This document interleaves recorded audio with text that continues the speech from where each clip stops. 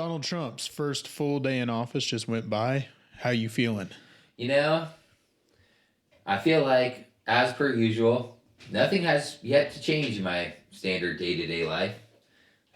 It will. Don't worry. Don't worry. Oh, you didn't receive your pardon yet for your actions on January 6th? Yeah, you know what the only problem with my actions on January 6th was? Huh? I was at work like a good, true-blooded, blue-collar American.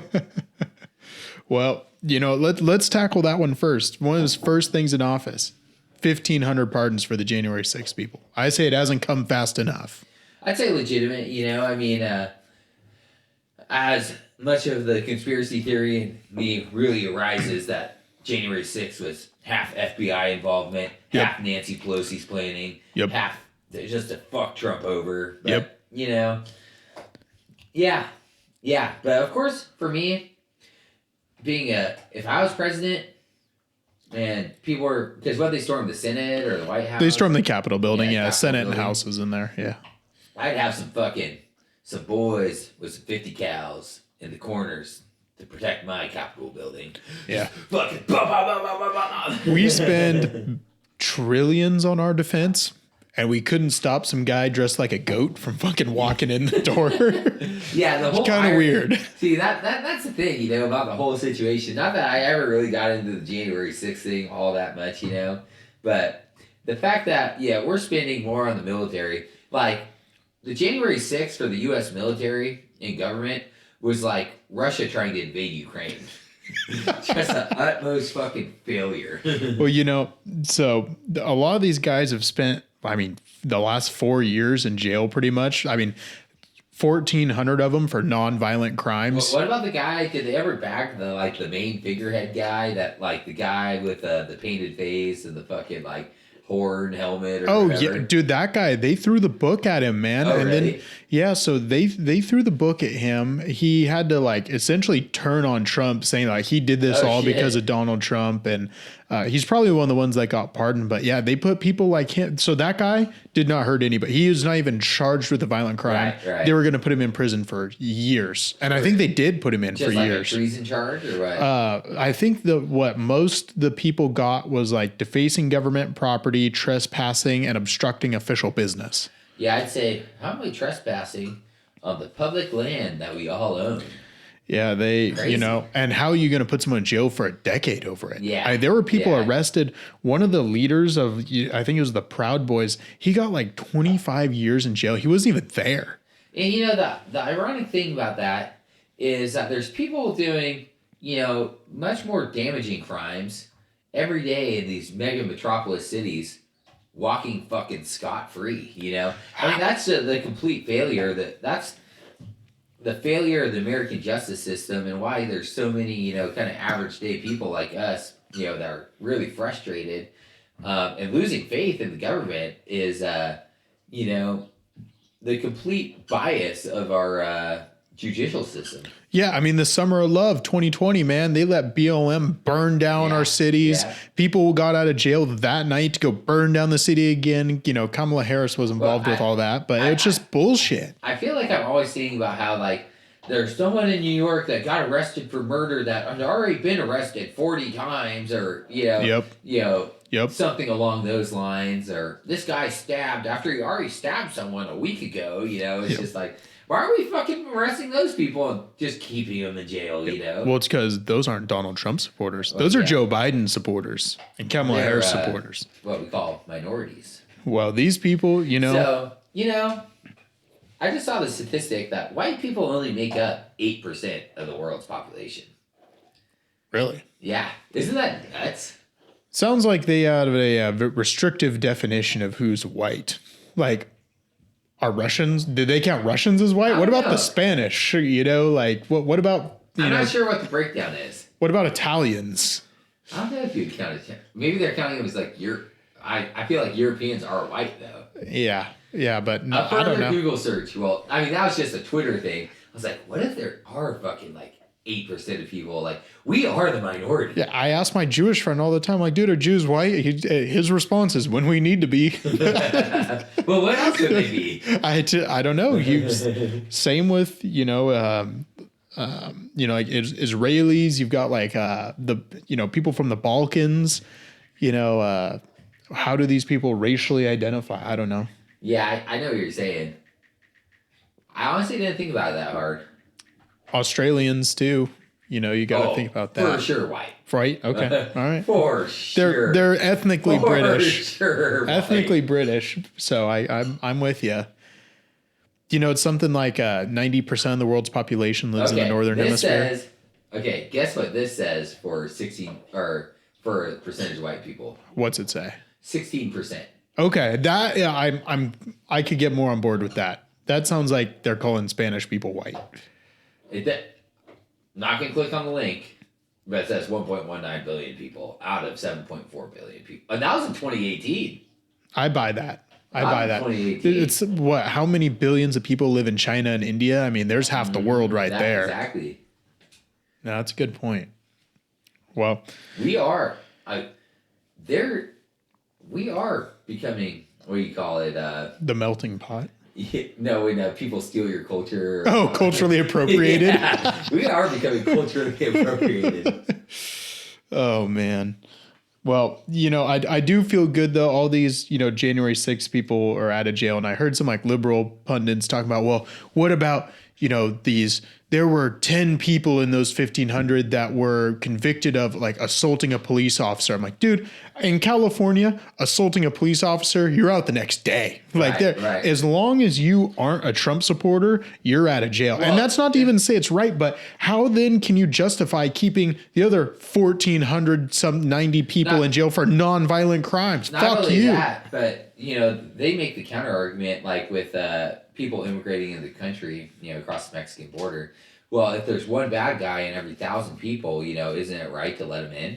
Yeah. No, it's fucking stupid. So I made that point one time against my sister, because and this was years ago, actually, when they first passed, the new ammo buying laws in California, which, I still have no idea how they work, but illegally, yeah. That's how.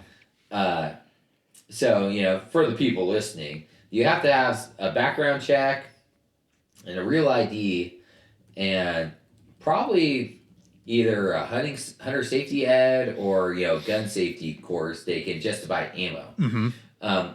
Which is the only state in the country where you have to do that, because most places you just buy it and you have to be 18 and show your ID. Yep. So my sister was like, well, if I save one life because, I had to show my ID to buy some 223 ammo for AR-15, I'll take it, Like, hey, how about if you save one life by, making sure everyone that comes into the country is someone that we want coming into the country, No, but we're affecting people's lives. Yeah. And, it's not only is that a good argument, but what I say to someone, well, if the background checks save one life, then it's worth it. Okay, point the one person you saved then. Yeah. Point you can't. You can't point to one life and say this person was saved by a background check, because there's no way you can't prove a negative. It's a complete. You just can't. It's non-falsifiable. It's a ridiculous argument. Well, I feel like it would probably be. Maybe it would be a little effective if you couldn't, just go to Nevada and buy ammo. Sure. Or if, you just couldn't buy it from your neighbor. Yeah. There's billions of rounds floating around this. It's stupid. But, January 6th, he pardons all these people. It's a good thing. I'm glad he didn't, screw around and only, pardon some now, some later. Get it all out of the way. Get all those people out of jail. They are political hostages. They never should have been in jail that long. BLM got to burn down all the fucking cities. And I would say this too, and this is a little controversial, but I would say it's more ethical. If you're going to go storm a building, it's more ethical to do it to a government building than it is to be like some random shopkeeper, some random guy. I 100% agree. The government has money. They can defend themselves. They can do all this shit. Well, yeah, they have our money. But by defend themselves, I mean, hey, I'd defend my property from getting burnt down. Well, you're a rooftop Korean, huh? Yeah. One of those guys. All right. Well, I'm with you. But unfortunately, a lot of people in the city just, and that was the worst part about BLM, is they weren't burning down Malibu. They're burning down their own neighborhoods. Yeah. It was like, Black Lives Matter, as the Black Lives Matter people are burning down the black people's businesses. Yeah. Yeah. The irony there was, why don't you, like you're saying, why don't you go burn down City Hall or fucking, the rich neighborhood? Yeah. But, there's a military base. Go attack that. Well, they didn't burn down the rich neighborhood because that's where the people that, run BLM live. So, that'd be contradictory. That's a good point. I didn't even think of that. Another big pardon, Russ Ulbricht got pardoned. He was the guy that ran the black web website Silk Road. He was convicted of creating a website that people then used to sell drugs, essentially. Okay. The government wanted to make an example of him. So Sounds reasonable. For building a website, okay, that people then used for nefarious things, but not doing anything yourself. But did he make the dark web or no? No, separate thing. The dark web isn't really a exact place. That's just like. So my roommate in college, one of my roommates in college, claimed to have access to the said dark web. Okay, well that could be true. I mean, to be 100% honest with you, I don't think it's like a website you just you can't Google into the dark web. I think it's just websites where you do illegal shit. That's just like a general name for shady websites. I thought he got what this guy was on. He spent weeks trying to get in. It was probably it was probably Silk Road, man. It could have been. So anyways, people would go on here, they would, launder money, drugs, this type of stuff. How many years do you think he got in prison for creating this website? Not engaging in any of the activity himself, but creating the website. Did he create the website with the intent of it to be used for nefarious purposes? Or did he just create the website with, I'm creating a website? He created the website, and this is, the government would say, yeah, he did it with nefarious purposes. He would say, no, I created it for people to be free on the internet. So he ended up getting 2 life sentences plus 40 years. Excessive. And so Donald Trump gave him a complete pardon. He's been 11 years in jail already. And he's not that old of a guy. He was born in the 80s. But yeah, they decided that he was privileged. According to Trump, and I didn't know this, a lot of the lawyers and judges that were involved in this guy's case were also involved in framing Donald Trump and doing his bullshit. So Trump went to the Libertarian Convention, right? And one of the Libertarians' main requests from him, if they were going to support him, was to pardon this guy. Apparently this guy's mom had been involved in the Libertarian Party trying to get them to help free her son. And Donald Trump said, if you support me, day one, I'll pardon this guy. Seems like a good guy. We'll do it. So libertarians came out and voted for Donald Trump in way bigger numbers than they had in the 2 previous elections. Mainly because their nominee was an idiot. Right. So, but they did support Donald Trump. So he pardoned him yesterday. He pardoned Russ Ulbricht, and then came out with a Truth Social post. It's the greatest Truth Social post. Nice. Ever. I mean, listen to this. I mean, the bar's not high. Yes, you're right. Being a Twitter man. Yeah, Trump has some all-timer tweets, but he really does. I've never heard of him having any all-timer socials. Here we go. This is a great one because how fucked up these prosecutors and the judge was to this guy. This is a great truth after, pardons him. Here's what Donald Trump says. I just called the mother of Ross Williams Ulbricht to let her know that in honor of her and the libertarian movement, which supported me so strongly, it was my pleasure to have just signed a full and unconditional pardon of her son, Ross. The scum that worked to convict him were some of the same lunatics that were involved in the modern day weaponization of the government against me. He was given 2 life sentences plus 40 years. Ridiculous. Which sums it up pretty damn good, actually. I'll say this. having just heard about this guy, not knowing really any much about him, sounds like should he have gone to jail? Yeah, probably. Maybe. But the 2 life sentences plus 40 years. What's the fucking point? You know? Yeah. And just know California, we let people out all the time convicted of rape, murder, crazy violent crimes. This guy wasn't he wasn't convicted of hurting anybody. Right. Yeah. Maybe he deserved a couple years, Man, it's just that it's kind of crazy the government can do that to you. New York or something? Oh, it was in federal court. I don't know. I don't know what state his courtroom was in, but absolutely brutal, man. But I just love that.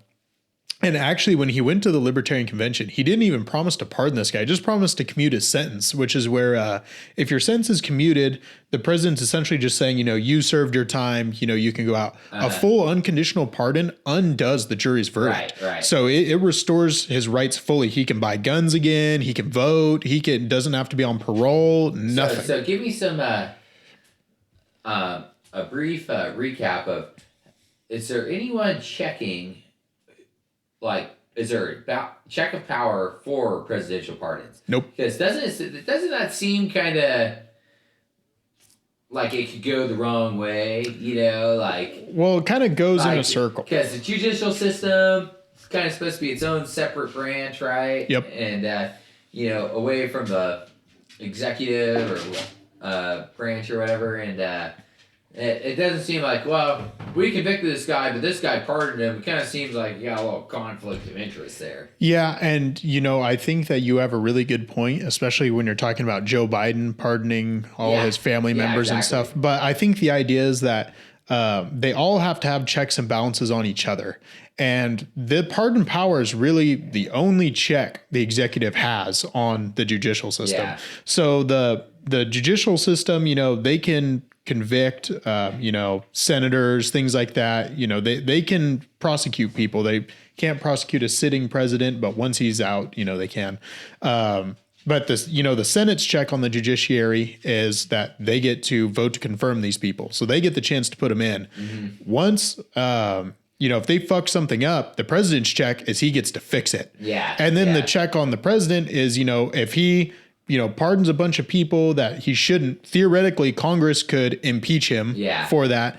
And then if he committed a crime, the courts could then convict him. Yeah. So he can undo what the courts did, but if he couldn't, the judicial system would have no check on it. Somebody's got to be able to check the judicial system. And the president's really the only one that can. And realistically, so did we break some type of 48, 72-hour record for pardons issued? Oh, man, I don't think so, because Obama, really? I think Obama pardoned a lot of people at the end of his term. Oh, really? I think he pardoned because he was really big on trying to pardon people who were in prison for marijuana. Yeah. I want to say he pardoned thousands of people. Good. At the end. Yeah. Good. Really? Well, he had to pardon all those people Kamala Harris put in jail. Yeah, exactly. That's what I was going to say. And Joe Biden with his crime law. So, yeah, the pardon power can definitely be abused like what Joe Biden just did. But honestly, I think it's better than not having it. Yeah. Yeah, for sure. And even then, too, it's nice when you're thinking about, the death. Well, I think we have a pretty good precedent set with the death penalty where if a person is given the death sentence and they appeal to the Supreme Court won't stop it. Presidents will every once in a while commute a death sentence to life in prison if it's been 30 years and the details of the case are a little shady. Right. I think Joe Biden commuted 4 people's death sentence to life in prison out of the 20 something on federal death row, and so it does have its spot. I'm completely opposite. I feel like the death sentence should be more heavily used, as in pretty common. They're gonna start again. They're gonna start executing people because Trump broke a big precedent the first time he was president in allowing federal executions to begin again. And Texas, Alabama, the southern states. We didn't federally execute anyone, did we? Oh yeah, we did. We've federally executed I think 20 something people when Trump was president. Not enough. no, not enough. These people, dude, like when people are like, oh, we don't need the death penalty. You read some of these cases and you're like, holy shit, this guy like murdered 4 people. You know, you're like, one of the any murderers, rapists, pedophiles, terrorists. Terrorists. Why are we paying them for them to be in jail? I mean, hey. Here's my hot take here on that actually, because Joe Biden wouldn't pardon the guy the mass shooter of that black church. If you remember, he killed 8 people. He would not pardon that guy, and he did not pardon the Boston bomber. He was going to let those executions, I think, are going to take place. Or you mean commute? Commute. Sorry. Yeah, you're right. Commute. Like pardon? Why is he fucking? Yeah, no, I shouldn't pardon those. No, you're right. Commute. But where's I going with this? That when he decided not to commute those sentences, some people were kind of pissed about it because they're idiots. But my hot take: we should bring back as a penalty. You know, we had the 3 strikes rule in California where you committed, 3 felonies, you'd be life in prison. Let's get rid of life in prison. Let's, we can have the death penalty for people that do like crazy fucked up shit, but let's bring back exile. Interesting. But I'm not talking just exile. I'm talking like you're on a fucking island. Yeah, that's or we could just send them back to Mexico. No, why not? I don't even like that. Because they're just going to come back. How about, so my buddies and I were talking about this. I'm talking like the middle of fucking Afghanistan. So we were taking a poll on where people should be exiled to. One of the top winners, get this, Modesto.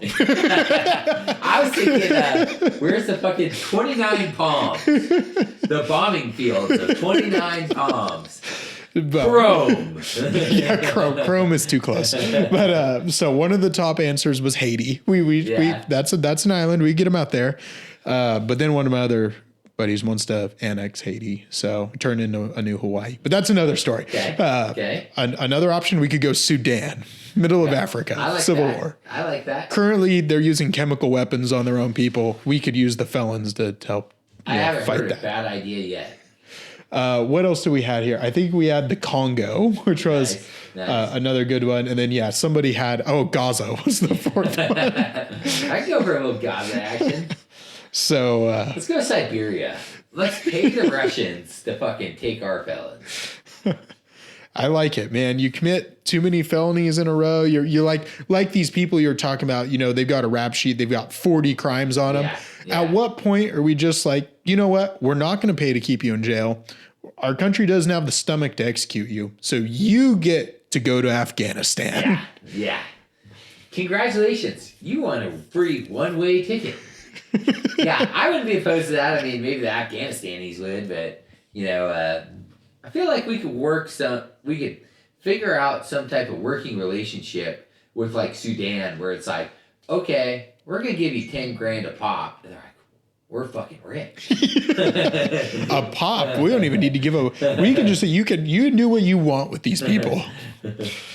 All right, let's go. Some more stuff from Trump's first day. One of his top executive orders here was ending birthright citizenship. Super controversial.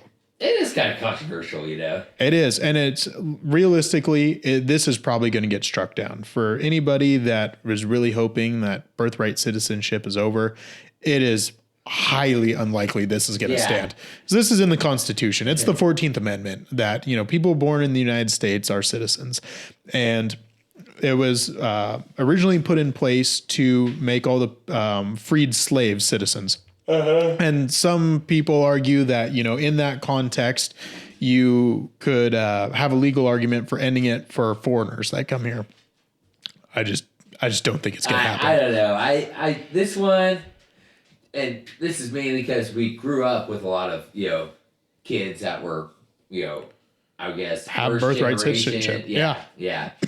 I don't really get behind this one, I do. I will clarify this, though. If with his executive order, he's not saying the people with birthright citizenship lose it. He's just saying no one going forward can have it again. And it is it's unique. Most countries don't have this. Right. Like this isn't something like most countries don't say, yeah, if you run over our border and pop out a kid, your kid's now a citizen. Right. Most of them are like, no, that's ridiculous. Yeah, I don't know. I have such mixed feelings about this, you know, like It's not a popular executive order. We could say that. It's not a popular one, but I'm open to the argument that that this is abused, and realistically, like this is abused more, I think, by people coming here on visas and having kids. Yeah, not people just like, because people that are coming across the Mexican border, they're not coming across, having a kid and then going back. Right. They're staying here with the kid. Whereas a lot of these people coming in here on tourist visas. Oh, I got sick. I'm in the hospital. Oh, and I just popped out a kid. Now my kid's a citizen. I can go back to China, and then my kid can, go to school here when they're older, come over to the United States. Right, I think that's how a lot of this is, how our immigration system is being circumvented here by this. Yeah, that's kind of interesting too. Rule. I hadn't really thought about that. Mm-hmm. Yeah, I guess maybe there'd have to be some type of, well, you've been here for 5 years, so yeah, you're good, or I think, or maybe if you're on like a visa or some temporary. There should be a statute of limitations, I think. I'm kind of with you that. Or if you're on like a travel visa for like a month, you have your kid here, like, well, you're on a travel visa. You're shit out of luck. Yeah, it should be. They should work something out to where, if they get you in the first 5 years or something, you got to take a hike. Right. Yeah, you're right. If you like grew up here and you're in 5th grade or something. Right. I don't think people are going to be for ICE just grabbing you and hauling you off. Or even if like your parents have been here, illegally and beating the system, and you're born here. Oh, hey, give it to them, Yeah, that's.